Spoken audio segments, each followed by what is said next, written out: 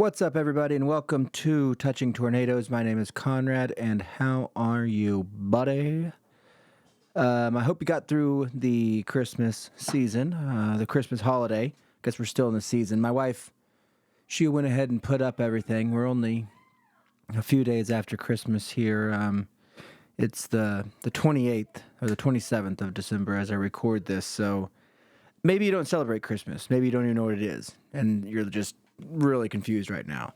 You never heard of it, but in our house we celebrate it. It's on the 25th, and typically you leave the stuff up, the tree and the decorations and ornaments and stuff up until New Year's, Valentine's Day. Everybody's got their different traditions, but my wife's like just ready to just put it in the rear view. She's ready to dive into. I don't even think we're going to stop for New Year's. We're just full steam ahead. And so she's got it all packed up and ready to put into storage. So that's what's going on. I hope you had a good one. I hope you had a good holiday. I imagine you did. If you're watching a podcast and a YouTube video about what bipolar is, you probably had a really good holiday. That's usually what that means. So thanks for being here. I do want to thank everybody. There's been a few people, some people from episodes and shows past, some of the other things that we've worked on that reached out and have found the show and I noticed had subscribed on YouTube and had said something. So if you like the show or you were a fan of the previous shows, don't be afraid to hit subscribe on YouTube or on any of the podcast places, Apple Podcasts, Spotify, just Touching Tornadoes. Subscribe, it helps, and we'll try to grow this. And I don't know for sure if the whole podcast is going to be always just like bipolar related or if I'll mental health related or if I'll be able to tie it back. I don't know yet. I tried to explain that in the last episode, but it's not that I don't think about it all the time. It's just that I don't know exactly how to, until we get through kind of what everything is and what's going on, then we can dive into what used to be and then how they mesh, Because tonight is the night when to become one. We'll start playing that, Boys to Men, once we figure it out. So, I did get to hear from some people, and I know they hopefully had a good Christmases too, but I did think that this will be the third episode that we've done here on Touching Tornadoes, and maybe it's a good time to I'll just kind of break down in my own words what I've learned here about what this stuff is and all that. So, what is bipolar disorder? It's a mood disorder, which I don't really like that. It makes it seem like you can't, which I guess you can't control your moods, but that seems like somebody's just moody. And a better way to put it, I think, is it's a mood state. Like, sometimes it gets described as, and maybe for some people, apparently there is, one thing, it's a spectrum. Bipolar as a thing is a spectrum. But within that spectrum, you get into mood states. So, and it doesn't typically, from what I've researched, mean that you go from waking up and you're in this manic mood, and then by the time you go to sleep, you're in this depressive mood, and they flip-flop and switch, throughout the day. It's more you stay within one of, at least for me, you are stuck in one of those mood states. It becomes your state of mind or your state of mood for a prolonged period of time. So the best way, first I'll say I'll go into this. There's three main kinds. Bipolar 1 disorder, which is what I was diagnosed with, bipolar 2 disorder, and cyclothymia. And the differences of these is basically, in order to be once you have one full manic episode, you're typically diagnosed with bipolar 1 disorder. Because bipolar 2, it doesn't mean that it's less severe, because it might have a lot more major depressive episodes in bipolar 2, but most of the time the manic stuff is what they call hypomanic, which is, I guess, more of a less serious kind of mania, and it doesn't last for as long, like maybe up to 4 days, they say, and doesn't come with all of the, all the great things that a full-blown manic episode will come with. So, and then cyclothymic disorder is kind of thought of as like it might be more of the mood swings where you don't really have a full hypomanic or manic, you don't have a major depression, but you're just going in and out of these different moods, and that might be a quicker kind of roller coaster, they say. So there's something called the DSM-5, and there's a lot of like, what's weird is when you're like me or you come from the kind of background I have, you're suspicious, and I guess the best word is you're conspiratorial. If you're familiar, I like conspiracy theories. I buy into them. Like, it takes almost nothing for me, almost zero evidence. Somebody could just be like, I work for the UFO factory, and I think that UFOs are over here. Like, did you hear this guy works for the UFO factory? I following up and diving into people's sources is not my thing. So I usually like, why would somebody say something? Like, why would somebody say something that they didn't believe? Is kind of how I always thought of it. Like, I don't need to check my sources. Why would they be saying it if it wasn't true? But apparently there's people that are sensationalizing things in order to make money, so you got to do your homework. But because of my conspiratorial background and my, that kind of thing, a lot of people, the DSM-5, it's just like, I forget what it's called, a diagnostic statistics manual for mental disorders is what it stands for. But this is the 5th edition.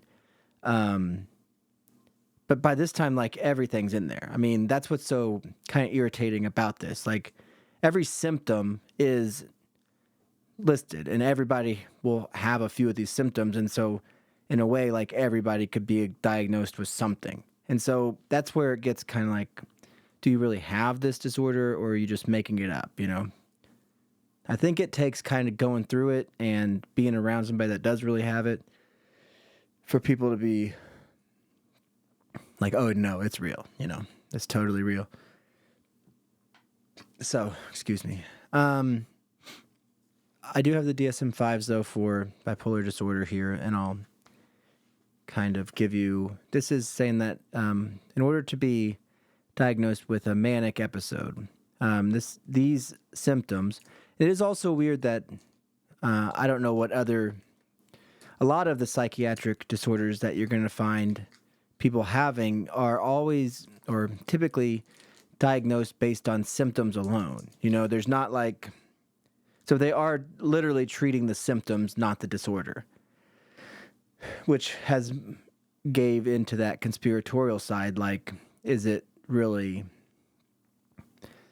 does the medication help or hurt? And it's trial and error on a lot of this stuff.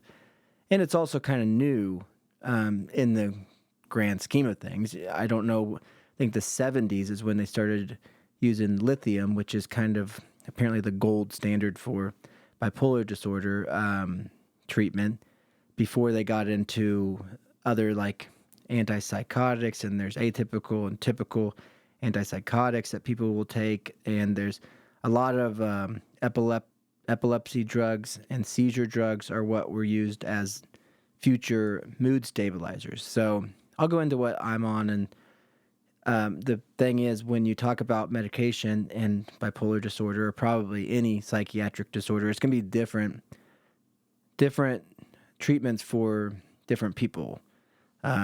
So just because something works for, just because that guy from Nirvana lived such a great life on lithium, doesn't mean that, you are. So there's all kinds of different things that they put people on. So for manic episode, you're going to have a week or more of this, according to the DSM-5, and that's elevated or irritable mood.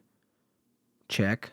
And when you go in there too, they give you I forget what they call it, but the psychiatrist's office will have like a form that they're going to go through with you as a potential patient, and they'll list off like this admittance form basically of all these different symptoms, and you'll fill it out, and after you click off 3 or 4 of these, you're already like, okay, this guy's probably bipolar, but there's like 20, and if you click off all 20, yeah, you're probably you're a Hall of Famer. So you got a week or more of elevated or irritable mood, a week or more of increased energy or goal-directed activity. The racing thoughts is a big one. Talking more or pressured speech. It's almost like you can't let anybody else speak. And I know that when I was going through both manic episodes, but I have a one time with when we were running the restaurant in my first big mania, the pressured speech was hard. Like we went out a couple of times, and like I couldn't stop. I couldn't even get the word. Like it literally is pressured speech. So I remember trying to explain like this breakdown of like how cash flow works and how I've hacked how the slot machines in a casino and how cash works. And I was trying to like almost write it out like I'm Zach Galifianakis or something and explain it to my cousin, and I couldn't. He's like, I'm trying to follow along, it's like 3 a.m, and that's the next thing. Less need for sleep, impulsivity, and risky behavior. So those kind of all go into that night at the casino when I thought the storm was coming. So it gets kind of, there's more, but if you have those, that's your manic episode, and you're going to have also some other ones are like more promiscuous, like your libido almost gets just hyper, everything is just enhanced. And people describe it as like it's awesome. Like it's not. There is something called dysphoric mania. Where there's mania where it's euphoric, and people who have it, you feel like you can run 30 miles, you can do all these things that I understand where those people get that euphoria. I had the same kind of energy and the same kind of stuff, except for when it's kind of goes against your character. I don't look back at the manic episodes as is, because sometimes you get like, I wish I could be back there. No, because it was scary because I couldn't feel like I could control it. It was just too much. So, and maybe hypomanic though, where people with bipolar 2 will have hypomanic. They won't go into full-blown mania. So the hypomanic, you're going to have similar things to mania, but they're just less intense and shorter. So you might only have 4 days of this, and it doesn't typically or usually require hospitalization. And I know that once you are hospitalized with a manic episode, which usually happens by family or friends bring you in, and if not, you'll have a run-in with the police or something, because you just get built up to such a point, you're going to do something so risky, driving too fast, thinking you can fly, thinking you've solved the mystery of the universe, the grandiose things, thinking you're a prophet, where you'll do or say enough weird stuff where somebody's going to call Johnny Law and have you get taken in, and you'll go to a hospital, and I think they call it like a section 12 or something. I don't know. It's not how my whole situation worked, but I've done some reading on it, but once you get hospitalized, you're going to be diagnosed bipolar 1. So just off the bat. But your hypomanic episodes for people who are bipolar 2 and bipolar 1 people can have these. And that's what I think happened to me. Like, I had this full-blown manic episode, which I remember parts of it, but a lot of it, and I know that happens, is a lot of the whole time period throughout my mania and hypomania gets kind of fuzzy or shifted, and you don't remember some things. And so I don't remember exactly how long my first one lasts, whether it was a week or 2 weeks, 3 weeks, and you kind of build into it and build up to it. And then I know that I feel like I kind of crashed from the manic part, but I really stayed kind of hypomanic on that edge for the remainder of almost a year. And the weird thing is I tried to combat it in my own mind, not knowing, at this point, not diagnosed, not even really understanding what had happened and what I was going through still.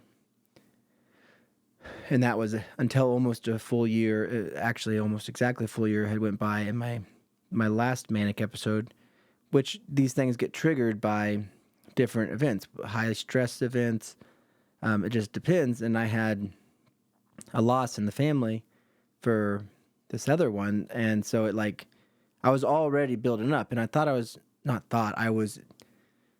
probably hypomanic, and then trying to do the things because also, like, for me, the seasons, it happened around the springtime, both times, for my full-blown mania. So, like, I felt it all building up this past February and March and stuff. And then when my uncle died, it's like that was what bursted again into full-blown mania. And even then, you just build up. But anyways, you get the depressive episodes. You're going to find these in the bipolar 2 and in bipolar 1. So you're going to have the persistent sadness. These last for 2 weeks or more to be considered a depressive episode. And I guess what happens a lot of times is people will get depressed and they'll just go in, because they've been depressed for 3 weeks, 4 weeks, and they'll get diagnosed as having, like, whatever that is, general depression, or there's all kinds of different disorders that are strictly for people who are depressed. But the problem is they're going in when they're depressed, and people who are diagnosing them aren't seeing that they also have maybe a hypomanic side. So they don't get diagnosed as being bipolar yet. So they say that the misdiagnosis for bipolar, like, it can be like a 10-year period where people are, being misdiagnosed for this. So, but anyways, in a depressive episode in bipolar, you're going to loss of interest in activities, fatigue or low energy, changes in sleep or appetite, feelings of guilt or worthlessness, difficulty concentrating, and thoughts of death or suicide. So the thing is, when you're in that depression, it's not like just feeling sad, you can't get out of bed. You feel like for me, yo. Sorry, I got a guest coming in the studios. Ladies and gentlemen, he was taping a special across the hall. What's up, buddy? Jonah. You gonna sit down and play? I think, yeah. Okay, well, I got about, what did I say? 20 more minutes or so? Yeah. On this. So, Jonah's got his gaming studio going on in the podcast studio, so he'll be in here playing. What are you playing tonight? Rainbow Six? Yeah. He's been doing a lot of Rainbow Six, and so anyways, so apparently the bipolar 2 people, they're going to have these depressive episodes and then just the hypomanic. The bipolar 1 people, are going to have the mania and the depressive both. Now, there is something called unipolar, which is kind of, it makes it all very confusing, where once you kind of figure out where you're supposedly at on the spectrum, then there's parts where you start going back and you're like, well, I've never been depressed before. I've never felt like that before. So why is it now? And it gets confusing because they start throwing medications on there. Lots of things change, so there is a thing called unipolar depression and unipolar mania where you may only have one side of the spectrum, one side of this thing. And to me, that's kind of where I was at for up until this past time, is that I never really remember I definitely didn't have a huge depressive episode before. I never had felt like that. But then I'd also not been just given this kind of cavalcade of medications after they kind of will, you get diagnosed, it kind of strips you of your previous identity. It tells you what your new one is. And I know that people say that all the time. It's like, well, you're not your diagnosis. You're you, and your diagnosis is just something that you have. And it's like, okay, but it's hard to reconcile the two in the moment of it. So it's like, I know you're saying that I'm not malfunctioned or I'm not weird, but when you give somebody some sort of chronic lifetime illness, it's like, yeah, you have that, but it's not you. It's like, what's the difference, And that takes a while for you to kind of figure out. And it's the weird thing is, it's like the difference is what you make it. The difference is what you want it to be, and it's a mindset thing. But when it all has to do with your mind, it gets weird because you don't trust where your mindset is coming from.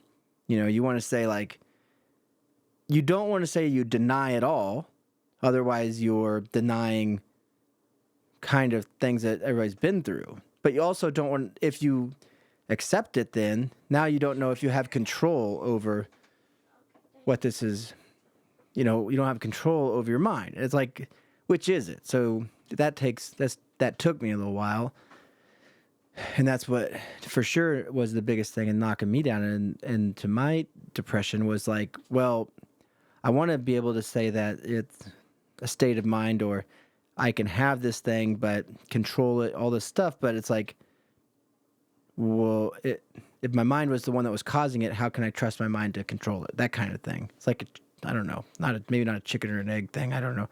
Anyways, and I guess it's different for everybody, obviously, but that's kind of so there's the three disorders, the bipolar 1, bipolar 2, and cyclothymic. And then within those, there's like rapid cycling, there's mixed states, and this just gets into, it's almost like nobody can deny. You could just go in and be like, I think it's a mixed state, and everybody's just going to nod their head, be like, yeah, it sounds like it, So it's kind of weird in that way, where you do become your own advocate, but you also become like your own doctor in a way, because they don't usually stop. They just kind of go along with it, which gets kind of frustrating because you can continually like dig your way into more and more of a hole, and so, or dig your way out of it, and to the other side of the spectrum, where it's like, well, I don't think I have that. And they're like, okay, you probably don't. And then you just keep going. It's like, at some point, it's like, if you guys are just going to tell me and affirm everything I say, then what the heck are you good to hear for?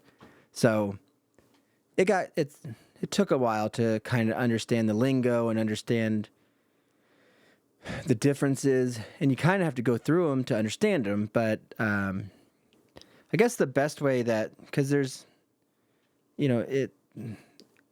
there is this thing where, is it genetic? Well, it is, but everyone has it. That's one thing. I heard only one doctor that described it the best way that I can explain it is, it's like everybody's born with a jar inside of them, right?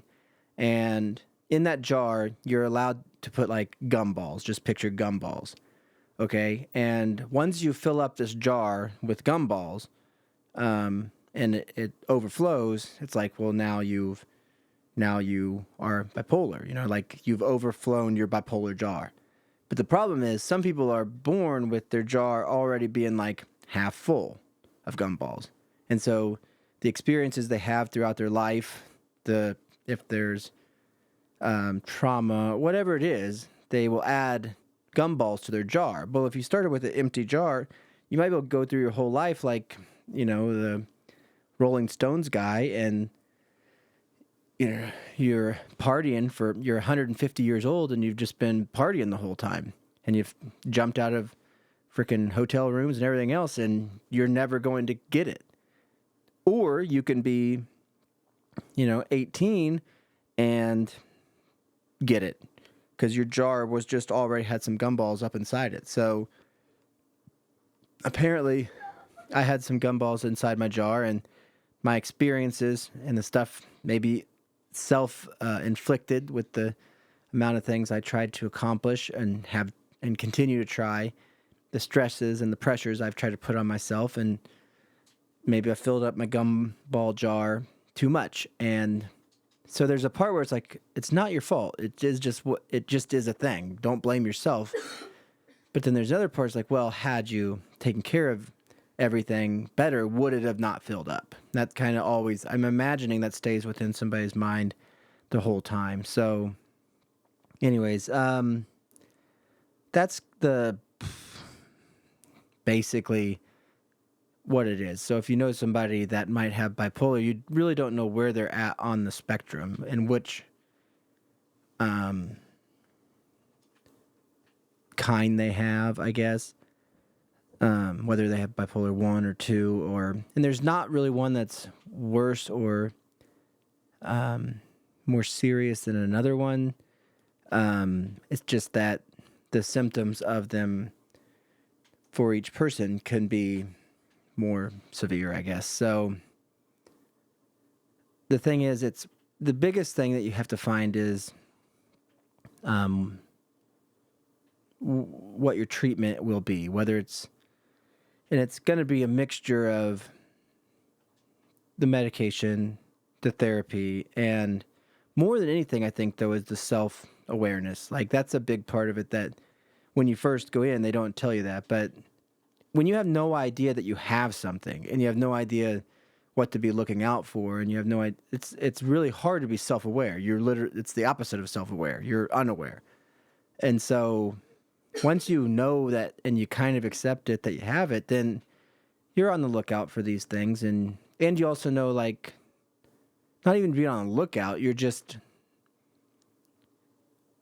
it really is like, once you know that you can to me, at least so far, it's like, okay, well, I'll try to avoid doing anything that might be a trigger for the mania or for any of that, So how do you do that? It's like, well, you just change whatever parts of your lifestyle that might contribute to it, And biggest thing they say is like getting more sleep, but getting your medication right. Well, if you've never been on it your whole life and you're almost 40 and never taken medication, it's kind of hard to know where to start. But they definitely threw me on some I didn't agree with at the beginning. I mean, my body didn't, and I didn't, my mind didn't, but we've knocked most of them down to where they're a lower dosage, and really I'm only on 1, now. So, and it's a pretty common one, the lamotrigine. And the funny thing is, it's the same one my brother, who also has bipolar disorder, is on. So it's pretty, at least if you understand that it's there's a genetic component, at least, to making you more susceptible. And that goes back to my jar theory, where maybe in your genes, because your brother or family member has it, yeah, maybe your jar starts with a little bit more jelly beans inside of it or bubble gums, but it doesn't mean you're going to get it. And it doesn't even really mean that your jar has any in it. It just is more possible, I guess. So there was a few questions that I had here.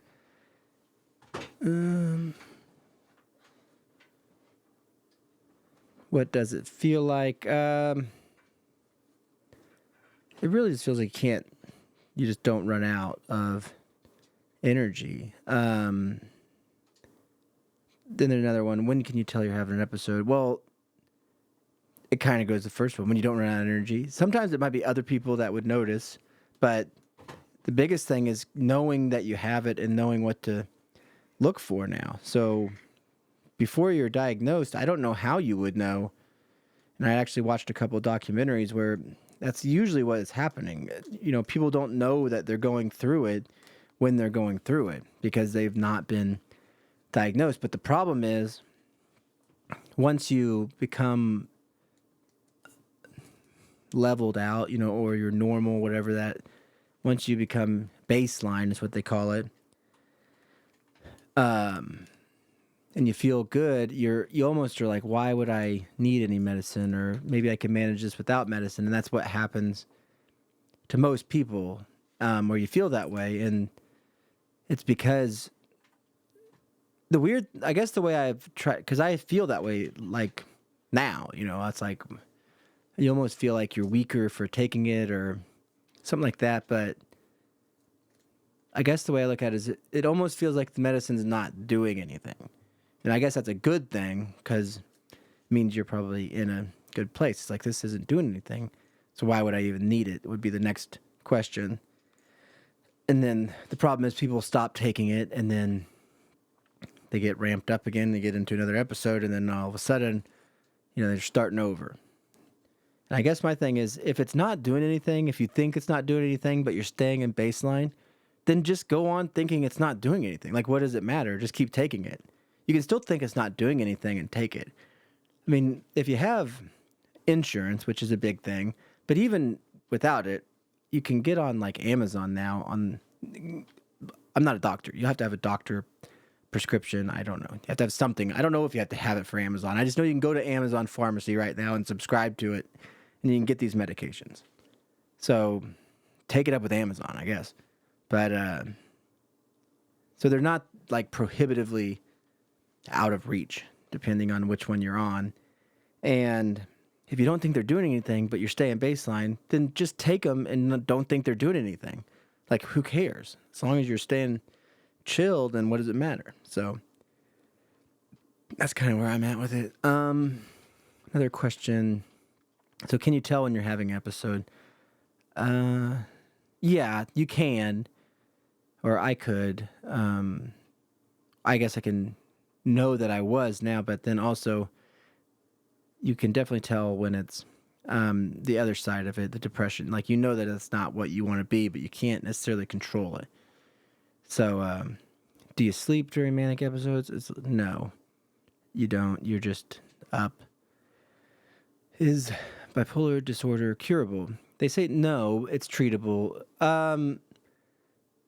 That's true, but also I like to look at it in kind of the big picture. It's kind of like what I was saying. They didn't even really have a treatment for it until the 70s. And since then, the different things that people are using, like the lamotrigine, I don't think started becoming a treatment for it until the 90s. And so if you kind of follow that, just because it's not cured now doesn't mean it won't be in the future. So I like to have hope that, all this money we're sending to, I guess in taxes, I don't know, all this money we're sending Pfizer, when they get done making up, why to wear a mask for Corvid, then maybe they'll spend some of that money on chopping down a gummy tree and figuring out what's going on with this bipolar, and they'll give us a medicine that cures it, So another question, are bipolar people dangerous? No, I mean, I guess not any more than anybody else is, I suppose. More dangerous to themselves than anyone else is kind of what the theory is with that. Do you regret things? Yes. That's the hard part of it. That's probably goes into the next question. What's the hardest part of it? Is that. So, anyways, I probably didn't do a great job of describing what all of these things are, but I can go into more. If you have any questions about, different kinds of bipolar or different symptoms that come with it or stories of it, just hit me up, TouchingTornadoes at hotmail.com, and I can kind of go through those and answer any questions.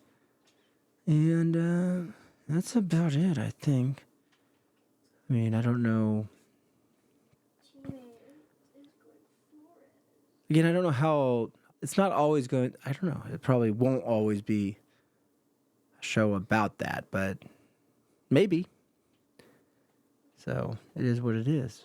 So if you have any questions about it, let me know, and I'll try to think of some more things that we can go over as it pertains to bipolar, or I'll just try to start relating more things in my normal life to the disorder to kind of keep it on topic. So kind of a shorter episode tonight, but that's okay. I'm gonna get out of here, and you guys have a good new year if I don't talk to you before then.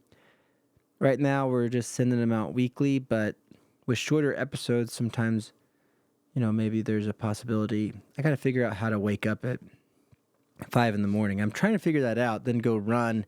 The problem is it's just cold it's just really cold, and you get out there and you don't like freezing your old nibbles off, man. So it doesn't make you want to get up and go run at 5 in the morning and freeze it out. So I'm just going to try to, the weirdest thing about it is it doesn't really get much warmer by the time I do go do it. So you might as well just pull the Band-Aid off and do it.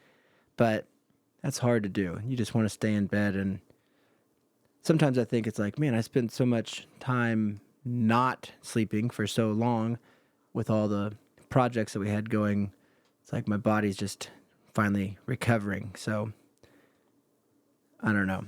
Anyways, working on getting up earlier, then maybe we can get down here and do this as like a more regular thing, like a more, instead of weekly, maybe bi-weekly, maybe more, just shorter episodes. So I guess you'll know. So subscribe to the show, share it with a friend, tell everybody, hey, here you go, listen to this. Here's somebody that's, like you, only has a bigger head. All right.